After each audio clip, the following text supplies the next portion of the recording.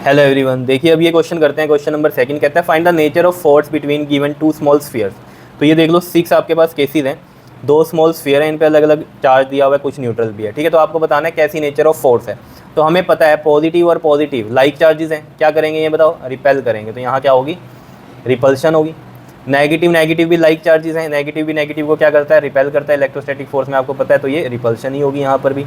Positive और negative unlike charges हैं, attract करेंगे, तो यहाँ पर इन दोनों स्फीयर्स में क्या हो जाएगी, अट्रैक्शन हो जाएगी। क्लियर है, सिंपल सी कहानियाँ हैं।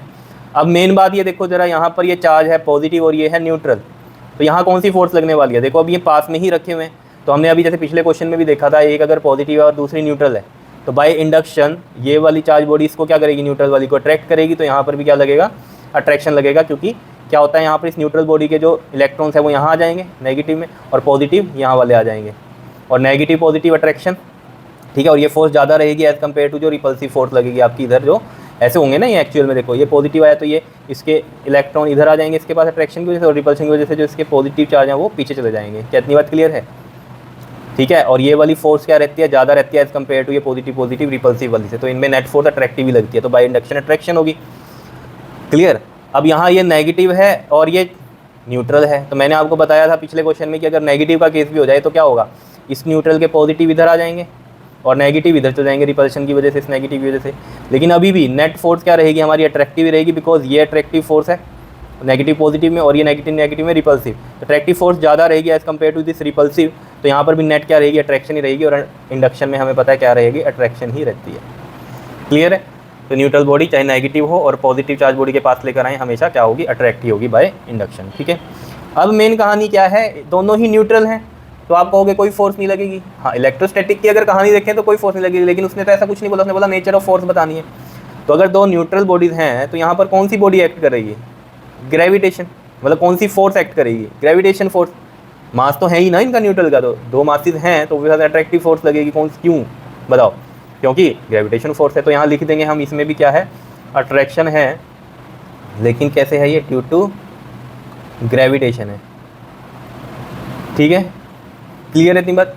तो यहाँ पर कौन सी फोर्स है, ये ग्रेविटेशन फोर्स की वजह से अट्रैक्शन लगेगी, और ग्रेविटेशन फोर्स में तो अट्रैक्शन ही लगती है, पता है आपको, रिपल्शन तो होती नहीं है। तो यहाँ से अब हमें सीखने को क्या मिला, सीखने को क्या मिला, मैं यहाँ लाइन लिखता हूँ एक, और मेन बात यही समझानी थी इस क्वेश्चन से, मैं लिखता हूँ यहाँ पर कि जो रिपल्शन है, repulsion is true test of electrification. Electrification मतलब क्या, कि आपको अगर देखना है कोई बॉडी चार्ज है या नहीं है, तो उसके लिए कौन सा टेस्ट ट्रू होता है, रिपल्शन जो टेस्ट होता है वो हमारा ट्रू होता है। क्लियर है? अब इसका कारण समझ लो। देखो जब हमने कहा रिपल्शन हो रही है, तो आपने यहाँ पर चार्जेस देखे कि दोनों क्या है, पॉजिटिव है या दोनों ही नेगेटिव हैं। ठीक है, दोनों ही बॉडीज़ पे चार्ज है, या तो वो दोनों ही पॉजिटिव है या नेगेटिव ही हैं। तो जब अट्रैक्शन की बात देखी हमने, तो अट्रैक्शन में क्या हो रहा था, देखो अट्रैक्शन में अगर हमें देखना है कि कोई बॉडी चार्ज है या नहीं है, तो देखो अट्रैक्शन में एक बॉडी पॉजिटिव होगी तो दूसरी नेगेटिवली चार्ज होगी। ठीक है, जैसे कि रिपल्शन में क्या हो रहा था, सेम नेचर के चार्ज होंगे दोनों पे, या तो नेगेटिव नेगेटिव ही होंगे या पॉजिटिव पॉजिटिव होंगे। लेकिन अट्रैक्शन में क्या हो रहा है, या तो एक पॉजिटिव होगा या एक नेगेटिव होगा, या फिर एक न्यूट्रल भी हो सकती है बॉडी। ठीक है, और एक पॉजिटिवली चार्ज हो सकती है, या फिर एक बॉडी न्यूट्रल हो दूसरी नेगेटिवली चार्ज हो, या दोनों ही न्यूट्रल हो।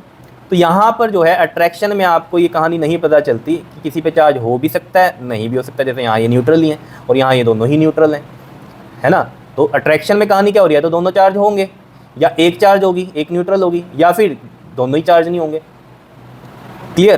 तो यहाँ से हमें कुछ नहीं पता चल रहा, अट्रैक्शन से हमें कुछ नहीं पता चल रहा, हो सकता है दोनों पे चार्ज ना हो सकता है किसी एक पे चार्ज हो सकता है दोनों पे चार्ज हो, लेकिन कुछ कंफर्म्ड नहीं होगा अट्रैक्शन से। लेकिन रिपल्शन से होगा।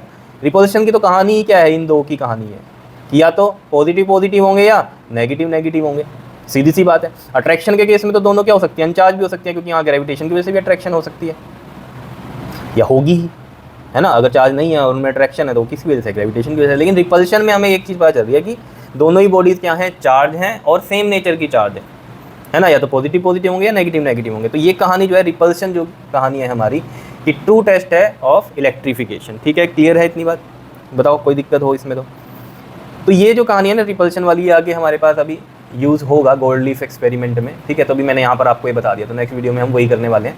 तो ये चीज़ समझ में आ गई क्वेश्चन कैसे करना है हमें ये, ठीक है। मेन बात समझनी क्या है कि न्यूट्रल में भी कौन सी फोर्स होगी, अट्रैक्टिव फोर्स होगी, लेकिन वो इलेक्ट्रोस्टैटिक ना होकर कौन सी होगी, ग्रेविटेशन होगी। लेकिन अगर यहाँ बोल देता आपको इलेक्ट्रोस्टैटिक ही बतानी है तो फिर न्यूट्रल में कुछ ना होता, नो फोर्स। लेकिन उसने सिर्फ नेचर ऑफ फोर्स पूछा है, तो फिर जो भी एक्ट कर रही है हमें सबके बारे में सोचना ही है यहाँ पर। आ रही है बात समझ में, बताओ, ठीक है। ओके जी, थैंक यू।